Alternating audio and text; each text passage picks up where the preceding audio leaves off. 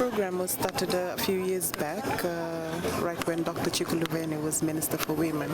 They started a provincial craft show in a bid to bring out the skills of rural women. It's a tool being used to empower rural women. Most of these products, I understand from when they started, it was in forms and quality that was not really attractive to the commercial market, both local and tourist market. So what these craft shows have been doing over the years was enhancing these products, and we're thankful to the involvement of the Fiji Arts Council. The expertise within has enabled good advice to go to these rural women and how they could advance their work in this field. And as you would be able to see, some of these products now have the Fijian crafted license, which is very empowering for these women. A few of them have markets, steady markets in the tourist market and also in the commercial market. So that's the main aim behind it, to empower rural women, to enhance the work that they do every day where they live. This is taking it to another level and giving them a source of income for them and their families.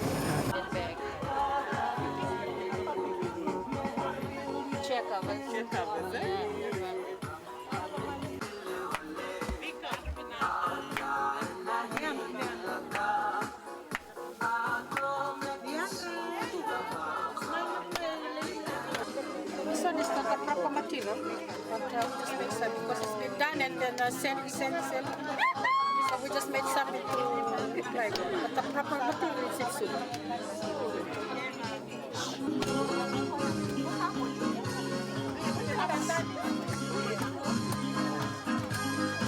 You would see up there on stage is the ones that have been selected from this provincial craft show. For every craft show, the Fiji Arts Council selects a number of women who will then represent that province to the expo, the National Women's Expo, which will be in June next year in Suva. So they have been identified by Fiji Arts Council, and with that, they've also received very good advice from Fiji Arts Council on how to enhance the product even more before they come to the expo. You will see there's an emphasis on the use of local raw materials that they can find around them. And there's another interesting aspect of this is that some of these products are actually using waste materials, which again, it's eco-friendly.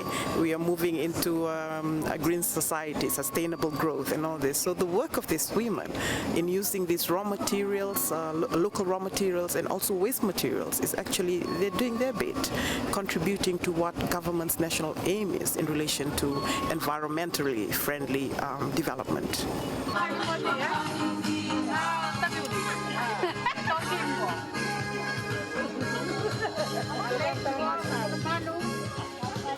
One of the major products for their crops. Before was the palm and the rooster.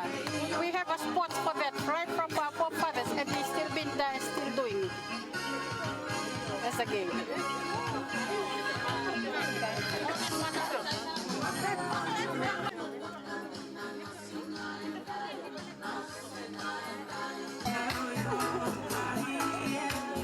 And another thing, you know, when I came back from the show, I met with a lady from JICA. We arranged with her and the town minister, Savusavu town council.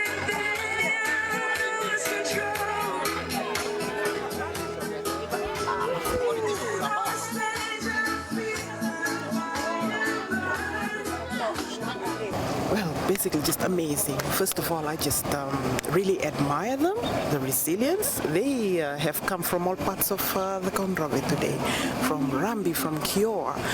The beauty about it for the Rambi and Kior ladies, they've retained the art which their ancestors brought from Kiribati and Tuvalu, and they've, in their community, they've enhanced that art to a level where it's ready for commercial market. And the resilience of women and the resourcefulness of rural women women.